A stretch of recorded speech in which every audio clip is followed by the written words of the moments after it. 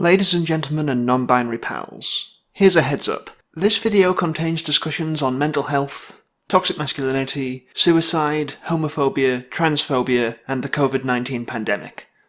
So, we're having a normal one. I'll just put you on my 3,000 follower Instagram feed, mostly locals. Hi everyone, I work for Costco and I'm asking this member to put on a mask because that is our company policy. So either wear the mask and I'm not doing it because I woke up in a free country. Have a great day. So you're going to take this cart from me? Sir, have a great full day. Of stuff. You are no longer welcome here in our warehouse. You need to leave. Thank you very much. You put it on, I'll give you my card. He's going to take the card away because he's a bitch. There he is, walking away with all my stuff. There he goes. Because I'm not a sheep. Fellas, is it gay to prevent the spread of a deadly pandemic? During these incredibly weird quarantine times that we're living through, a recommended thing for people has been to wear a face mask to help prevent the spread of the virus. Hardly an unreasonable request if it means that less people will die, but it seems that there are a contingent of people who are refusing to do so. And a survey showed that this is primarily men. Men apparently don't want to be seen wearing the mask because they're afraid that it will make them look weak. They are refusing to cover their mouths because they are afraid that they will look less strong. But is this true? The survey that I saw referenced in the news articles I read about this was only conducted on 2,459 people. Hardly a representative sample size. I mean, this could have been a collected number of people in one area throwing things off, this could have been a set of misleading questions, or any other number of factors. So why does a headline like, "Men less likely to wear face masks because it's not cool," seem so believable? It feels like in the last few years we've seen a real uptake in discussions about toxic and fragile masculinity. A lot of stuff about how men are showing these deep insecurities and getting very angry whenever they're confronted on them. The phrase masculinity in crisis has been thrown around a lot. Speaking as a man, I get concerned when I hear about this. I would very much like for us to not be in crisis, so what do we do about this? Well, before we can figure out if there are any solutions, we need to find the causes of the problem.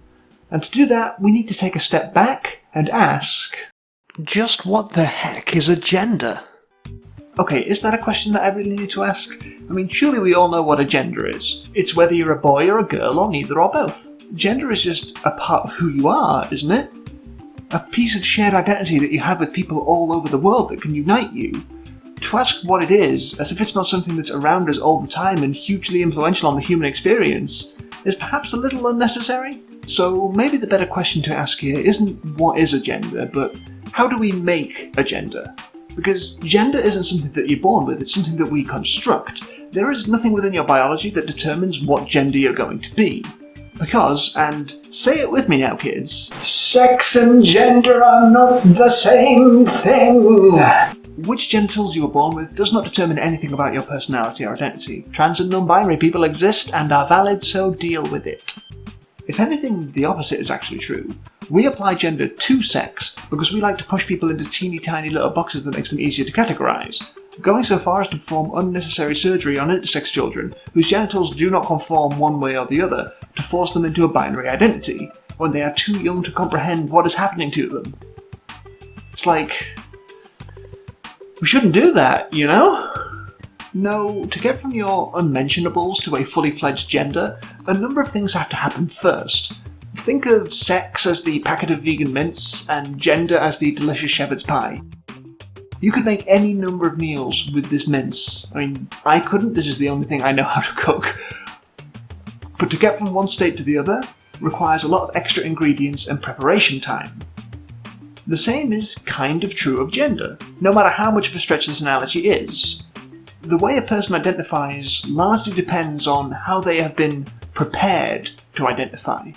Once we acknowledge the objective fact that gender is not a naturally occurring thing that you're born into, then we can start to look at how it is socially constructed. Because it's not like one day someone just said, "Hey, here's how you should all act," and everyone just kind of went along with it. These are ideas that have been brought into being over a number of generations for complicated reasons that are honestly beyond the scope of what I'm trying to do here. But suffice it to say that since traditional gender roles have existed as a concept in the modern Western world, they have gone largely unquestioned, and people have been assimilated into them and continue to perform them. Following on from knowing that gender is socially constructed, we can also see that it's a performed action. Every action that you take performs your gender to the world around you. Whether it's dressing in a certain way, sitting with your legs in one position, ordering a particular drink from the bar. All of these actions, and basically every other thing a human being can do, expresses your gender to the world around you. The idea is that you are reassuring people that you are what you are, and that they are what they are because they are also performing their gender to you. But gendered action is not just performance, it is also performative. There is a distinction between the two. Performative refers to a theory in language that says that certain statements are more than just the words used to make them, they also set a number of actions into motion. For instance, when someone at their wedding says, "I do," they are doing a lot more than just saying those two words, two syllables. Within that phrase, they are becoming a spouse, changing the lives of two people till death do them part, or divorce.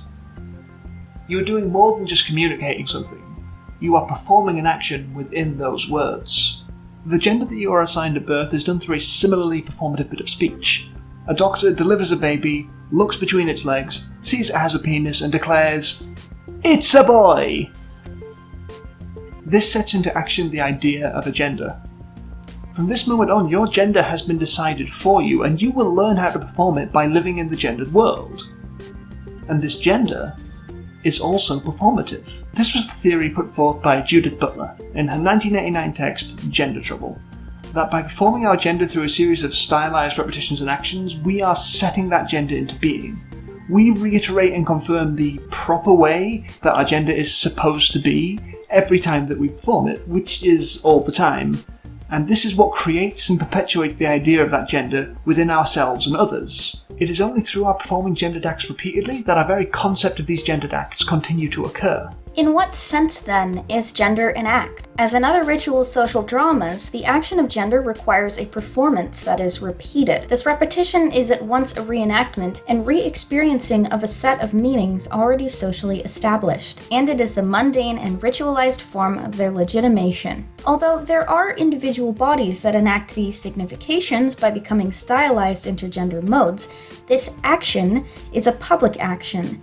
There are temporal and collective dimensions to these actions, and their public character is not inconsequential. Indeed, the performance is effected with the strategic aim of maintaining gender within its binary frame, an aim that cannot be attributed to the subject, but rather must be understood to found and consolidate the subject. Though most of the way that we construct our gender is done subconsciously, it still carries with it a number of very specific effects. One is that it maintains a heteronormative society. The ideal way to perform your gender in a traditional sense is a cis man and a cis woman settling down together and having some kids that they can teach to be the same way, and then they can teach their own kids, and so on and so on and so on until the machine uprising kills us all. Another is that it maintains the idea of a gender binary, that you are either a man or a woman, and that is what you were assigned at birth, and that is what you shall remain. Because if you exist outside of these norms, then that can be a problem. Existing as a queer person, or with a gender identity that doesn't conform to a binary model, inherently calls this whole thing into question. Because if you aren't necessarily trying to attract someone of a different gender, or if you don't identify with any one gender, then there's less call for you to perform your gender to a standard. This leads to queer and non-conforming performances of gender being seen as subversive to the status quo, which can lead a lot of people to try and punish them because they know no other way than to try and maintain the way things are. For gender to exist as it does, then it needs us to continue performing it in a specific way for it to be culturally understood. Otherwise, we could realise that the whole thing is just kind of made up. Because there is neither an essence that gender expresses or externalizes, nor an objective ideal to which gender aspires, and because gender is not a fact, the various acts of gender create the idea of gender, and without those acts, there would be no gender at all. Gender is, thus, a construction that regularly conceals its genesis. The tacit collective agreement to perform, produce, and sustain discrete and polar genders as cultural fictions is obscured by the credibility of those productions, and the punishments that attend not agreeing to believe in them. The construction compels our belief in its necessity and naturalness. Now, here's the weird thing for me. I absolutely believe in Butler's theories. I think she was dead on the money, and that gender is just kind of a thing that we made up, and that the signifiers of it exist solely to perpetuate its own existence, and as a byproduct they tend to harm queer and non-binary people. But I still very definitely have one, and it is the one that I was assigned at birth. What can I say, my parents got it right. So this is my video where I come out to you as a cis man. Sorry. Which I think legally means you don't have to take anything I have to say about gender seriously. I would recommend listening to trans and non-binary people about gender issues because they tend to know a lot about this stuff. I'll list some cool trans and NB creators in the etc. However, despite my shameful cisgenderness, I still want to talk about gender. Very specifically, my own gender. So, let's talk about being a man. Think of John Wayne. An Introduction to Masculinity. Now that we have an understanding of how we form a gender through the stylized repetition of cultural signifiers, we can start to look at what some of those signifiers are. How exactly does someone be a man? In the 1983 musical La Cage aux Folles, there is a song called Masculinity, which lists up a number of typical attributes for how a man ought to act. Think of this as masculine toast and masculine butter, ready for spreading by a masculine hand. Yes, I am using a Broadway musical to start my discussion on the typical attributes of masculinity. Welcome to my channel, but it is relevant to what we've already discussed. As we've established, one of the primary reasons that we insist on gender norms in the way that we do is to ensure heteronormativity. In the musical, Georges and Alban have to pretend to be straight to impress their son's new conservative in-laws. The reason that they're telling Alban to straighten up his act is because that he is perceived as too feminine to be a real man. Try more like John Wayne and less Brigitte Bardot. This shows that we do have kind of a distilled idea of what masculinity is. The song holds up several larger-than-life figures as prime examples of masculinity. People like Jean-Paul Belmondo, Charles de Gaulle, Rasputin. Rasputin is a model of masculinity? Well, I suppose he was Russia's greatest love machine, but it was a shame how he carried on.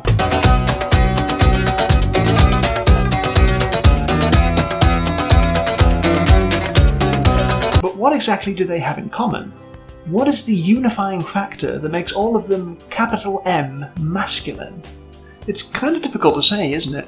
It's something that's ingrained in the social consciousness, but actually putting it into words isn't that easy for some reason. The song certainly doesn't try to, beyond men should have deep voices and hold a butter knife like it's a machete. It relies entirely on preconceptions of manliness tied into well-known figures like John Wayne and Genghis Khan. I'll be honest, you probably shouldn't use Genghis Khan as any kind of role model. But we should probably try and figure out some of the traits of it so that we know what is the expected norm and what is subversive. So let's take after the song and look at John Wayne, because if anyone was a manly man then surely it was him. The first image that comes to mind when you think of John Wayne is the cowboy. Out in the deserts of the Old West, riding his horses, firing his guns, and chasing down the racial stereotypes of a systemically abused native people. John Wayne is, in many ways, defined by his strength, both physical and emotional. He is such a buff Chad that when he gets into bar fights, which he does in roughly 90% of his films, he can punch the air a foot in front of someone's face and they still go flying through the window. Yeah! He doesn't always win these fights, but he never backs down from them. He has strength and he needs to prove it whenever possible. By strong emotionally, what I mean is that he is stoic. No matter how harrowing or tough things get, John Wayne will never back down. He's honest and brave, a little headstrong perhaps, but most of all, he is a hero. He will always set out to do the right thing. John Wayne the cowboy is a figure that men are meant to aspire to be. We should have the intention to be courageous and strong and to never back down from the challenge. We should want to be as downright manly as this. But that kind of masculinity, which was honestly never that realistic to aspire to in the first place, has only become less attainable as time has gone on. And for men, that becomes a problem. Something that we have to acknowledge about being a man is that it does give you an inherent privilege, especially if you're cis and especially if you're white. The world is, and has always been, phallocentric, designed around men. We built things in a specific way so that it was easier for us to rise to the top and maintain a dominant position. Men were the providers, the breadwinners. They went out and did the work while the women stayed at home and raised the children. This allowed for men to be in charge both politically and in the home. But then World War II happened. While the men were off killing each other, it fell to women to fill the positions that were left vacant. Suddenly, they were in the workforce to a degree that they had never been before that point. And once the whole thing was over, well, you didn't expect them to just leave, did you? Men were now no longer the sole providers for their family. From here, the women's liberation movement would only grow, and over time, women would grow ever more equal to men. As a result of this, the inherent privilege and power that men had always just instinctually known was being called into question. This had a lingering negative effect on men. It was kind of good for women, and that was the whole point. In his book, Man Up, Surviving Modern Masculinity, Jack Urban has this to say about men's responses to their traditional gender roles being called into question. We can trace a lot of the more toxic aspects of modern masculinity back to this. For all the negatives associated with those traditions, they did provide men with some sort of healthy reinforcement for their masculinity. With that gone, men still needed to feel like men, and, unfortunately, this now had to find its origin in their behaviour and attitude. So things have changed insanely quickly. The world no longer supports a lot of the more traditional ideas of how to be a man, but by and large, men haven't adapted to that. Our role models are still the same ones that they always were. We are taught to aspire to this form of masculinity that simply doesn't fit in with the world. And when you are searching for that aspiration that can no longer be, it becomes really difficult to know how to be a man correctly. So masculinity these days has become kind of a broken prospect, largely due to factors outside of our control. And a lot of the way that it's broken is very harmful towards men. Now, this is not me saying that wanting to be masculine is inherently bad. There is absolutely no shame in wanting to be strong. I mean, I don't lift these things for no reason. But there is a term that comes up whenever people are talking about masculinity that I feel that we need to talk about. The burly brutes. Toxic masculinity. This can be a tender subject. When someone says that they're talking about toxic masculinity, what it can feel like they're saying is, let's take one bad thing about one man and apply it to all of them. Let's conflate all the guys, let's generalize about men. And that is not my intention here. I want to approach this problem that is facing men as compassionately as I can, because toxic masculinity comes down to a lot more than just men being angry at things or confrontational with each other. At its worst, it can be a very serious problem for men's health, both physical and mental, and that is absolutely not something that we should take lightly. Toxic masculinity forms as an extension of the idea we've already discussed about how society pressures men to behave in certain ways. The traditional mode of masculinity, which, as we've said, no longer really fits in with the world, is still pushed onto men from a very young age. But because of how ill-fitting it is for the times that we live in, men cannot hope to be that if they ever could. You're trying to match up to this aspiration, and you've got all these other people telling you to do it, and you can't, and it forms something of a clash in your head because you know that you're meant to be this fantasy idea of a man, and it isn't possible, and it just gets so frustrating. Then layered on top of that, you see men who aren't trying to do this. Men who are subverting their gender performance, which is something I'll get into more a bit later. And you start to think, well, why aren't they doing it like me? They're doing it wrong, I'm doing it right. And you need to confirm this to yourself, so you double down on these ideas of masculinity that you've built up, and you push anything else aside. And this is where it can become easily toxic. A trait that we associate with femininity is an emotional openness.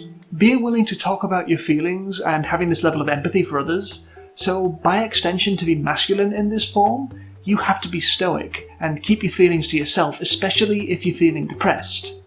There's a reason that a common phrase you're told as a kid is that boys don't cry, or that you should man up, which, if you've been paying attention, you should recognise as performative statements, which instigate a series of ideas about how you are meant to perform your gender. Young boys are taught that they are not expected to feel this way, that men are expected to be strong and able to handle anything, and that if you let your emotions affect you, then that undermines your strength. But this is a really harmful thing to teach these boys, because they feel those emotions Everyone does, and there is no shame in that. But when you've been taught from being a child that you are not allowed to cry, you are not allowed to feel sad, you can start to feel like there is something very wrong with you if you do. This leads to men bottling up their emotions and getting other men to do the same, and treating that as though it's the natural way to be. They don't think that they can be vulnerable because it is seen as weak, which is the primary thing that men know that they should not be. So they try and block out these emotions, and in their place forms frustration, aggression, and rage. But lying underneath those, the emotions are still there, and they don't feel like they can talk about them. They've been taught that the only way men get by is stoically, on their own, doing it by themselves. They feel like they can't ask for help. This can spiral into some serious mental health problems.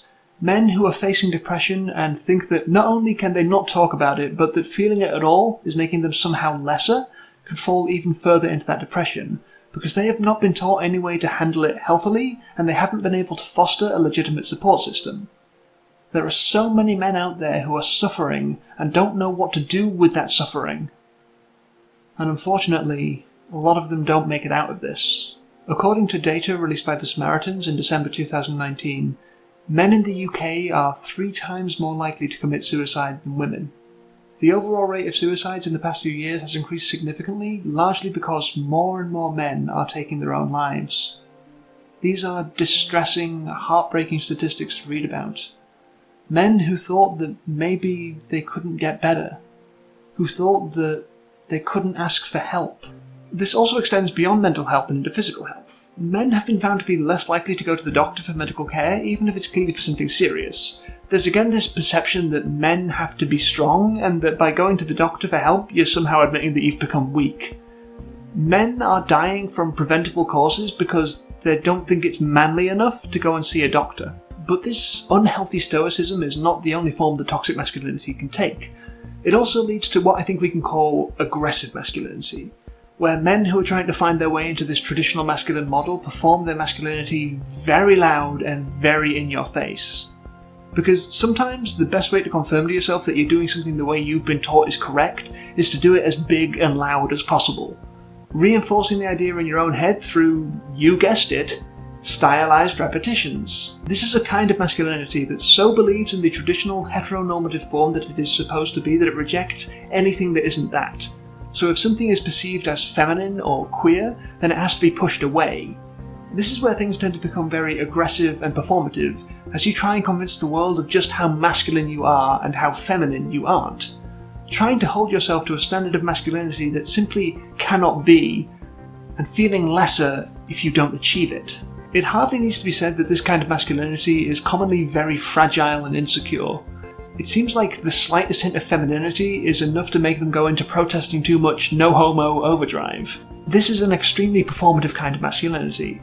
People repeating to themselves and others how men are supposed to act is what brings these ideas into form and allows them to continue. But when you have to keep repeating to yourself over and over that you are very stable in your gender presentation, then it starts to feel like you aren't.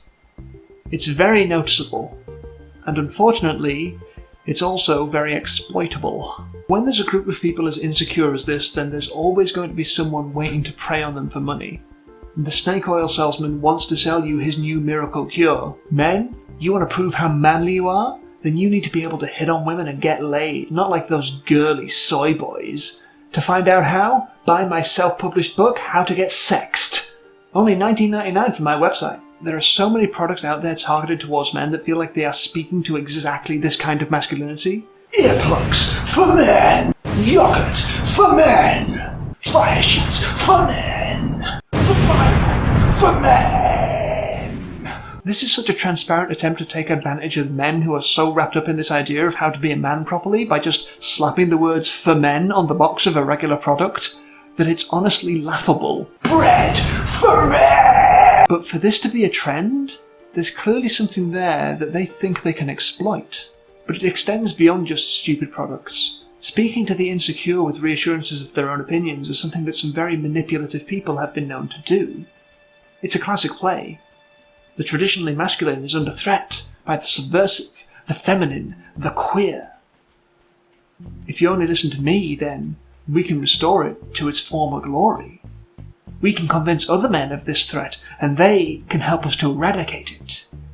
If you only follow me, we can make masculinity great again. It's easy to look at toxic masculinity and just laugh at the guy on Reddit who won't wipe his own ass because he thinks that touching a butt, even his own, will make him gay. I mean, I do it. I've done it already in this video. But toxic masculinity is a bit more complicated than just the ways that men display it outwardly. It's something that is conditioned into us from a very young age, and it's difficult to shake off, and I feel like we should have a little more compassion towards it sometimes. Men are being conditioned into the worst possible form of their own mental health, and then people are taking advantage of it for their own following or for money. Men don't feel like they can talk about this, and we can see the negative effects of it growing and growing. Men, it's okay to talk. You aren't alone in any of this. I will leave the descriptions to some anti-suicide charities in the etc. Please ask for help if you need it.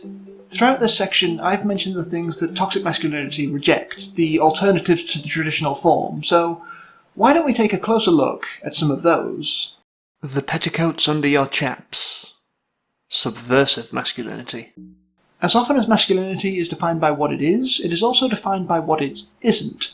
It sometimes seems easier to say what a man shouldn't be than what a man should be. We've already seen examples of this in the formation of toxic masculinity. Boys don't cry, men don't show vulnerability, and so on. There are many other examples of things that we consider to be non-masculine. Boys don't wear pink, boys don't play with dolls, boys don't foster healthy, emotionally open relationships. In doing this, we are seeing the performative traits of traditional femininity and telling boys not to do them to maintain the gender binary. Strangely though, we don't seem to treat young girls who show the traditional performative traits of masculinity in the same way. We talk about tomboys and we kind of let them get on with it. Though we do assume it's a phase that they'll grow out of eventually, it's interesting that we give young girls in society more leeway to express their gender presentation how they want to than we do to young boys.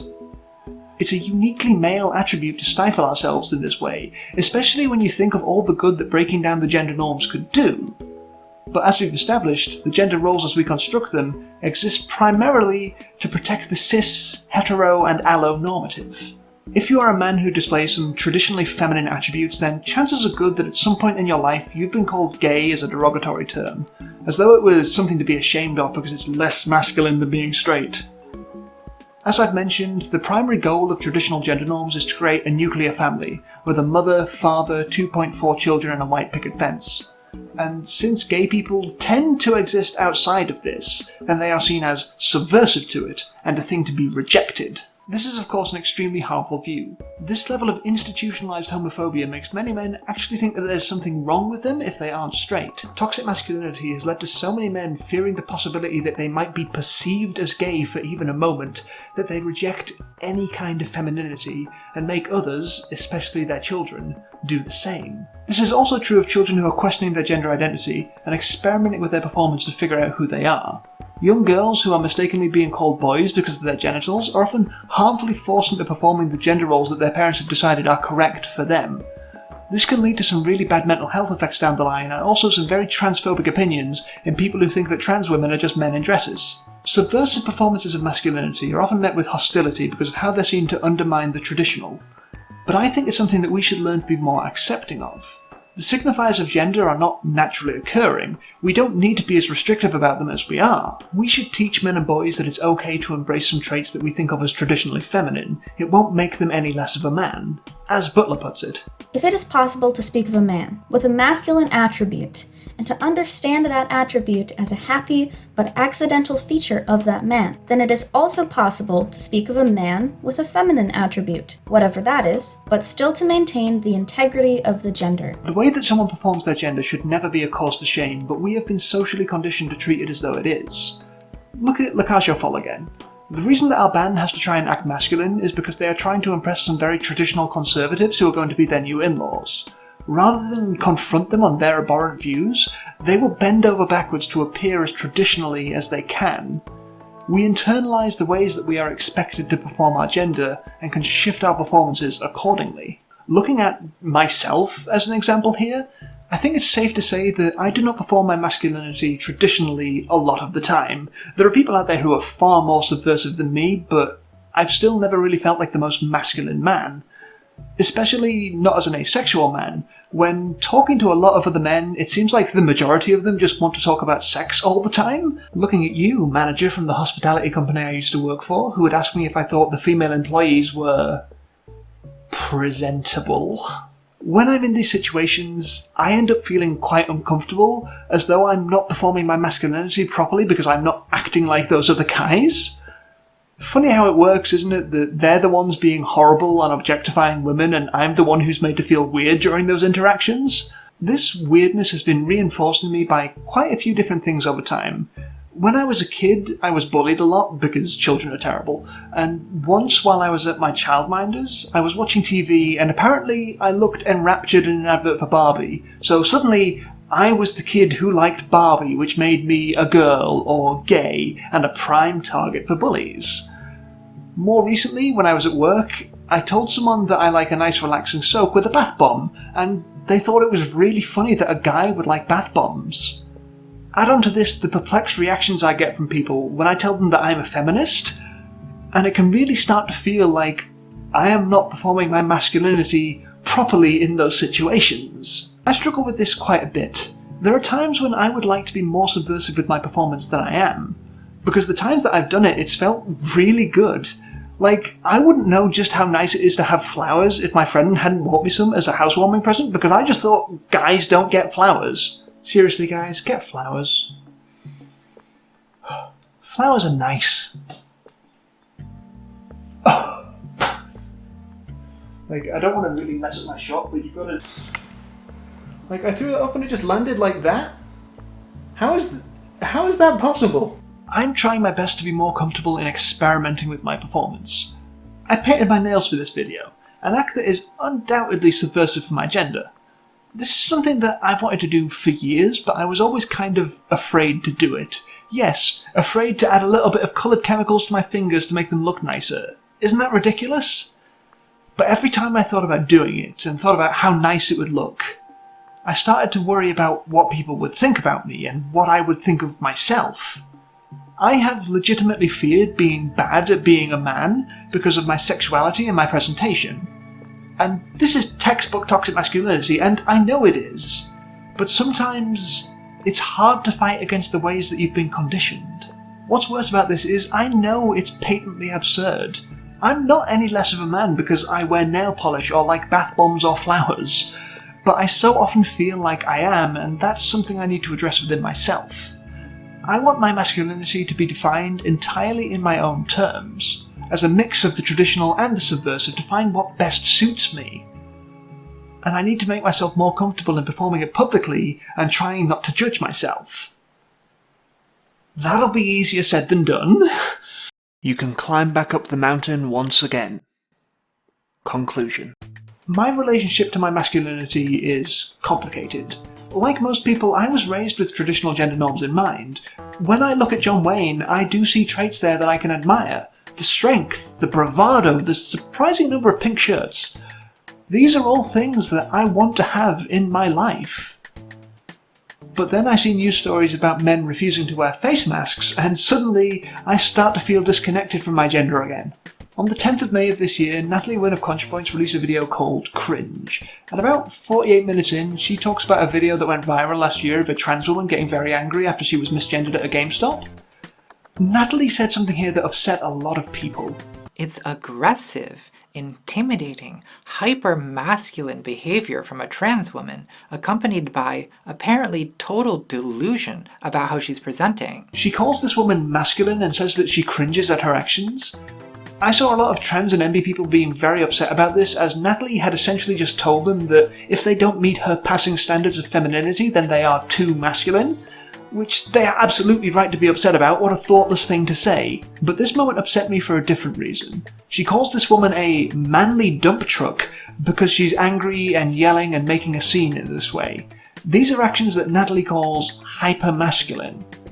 So being angry is apparently just inherently masculine?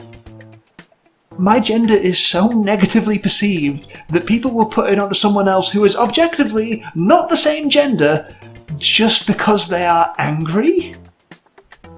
I think at this point we might need to rebrand, fellas. Masculinity is not a proposition that needs to be inherently broken. We can find healthier and better ways to express ourselves and to relate to others, and it all starts with embracing ideas from outside of the norm. But this doesn't mean that the norm has to go away. The point of this video really wasn't to say that all men are trash, more that the ways that we construct and enforce a rigid gender binary via the stylized repetition of performative signifiers are trash. We can embrace something more healthy, with a balance between the traditional and the subversive, where we judge ourselves and others less and teach future generations to do the same.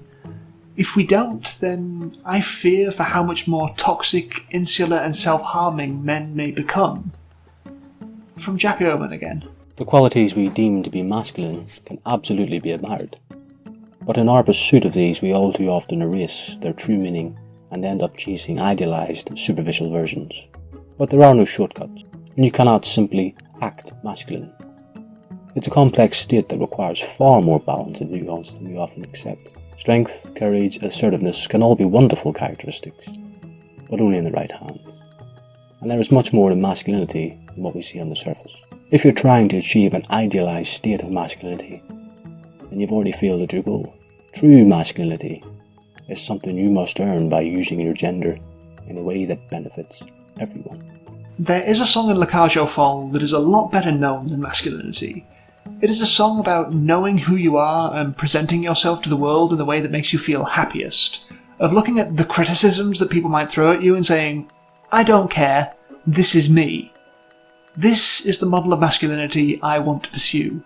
I want to feel comfortable in my own skin and proud of my masculinity, however I choose to express it.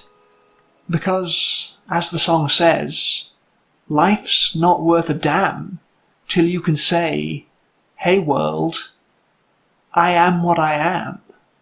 Think of this as masculine toast and masculine butter, ready for spreading by a masculine hand. Pick up that knife and make believe it's a machete. It'll take all your strength and steady nerves for hacking your way through the cherry preserves. Think of John Wayne and Jean-Paul Belmondo. Think of the Legionnaires and Charlemagne's men. So like a stevedore you grab your cup, and if God forbid that your pinky pops up, you can climb back up the mountain once again. I mean, that's got to be worth giving to my Patreon alone.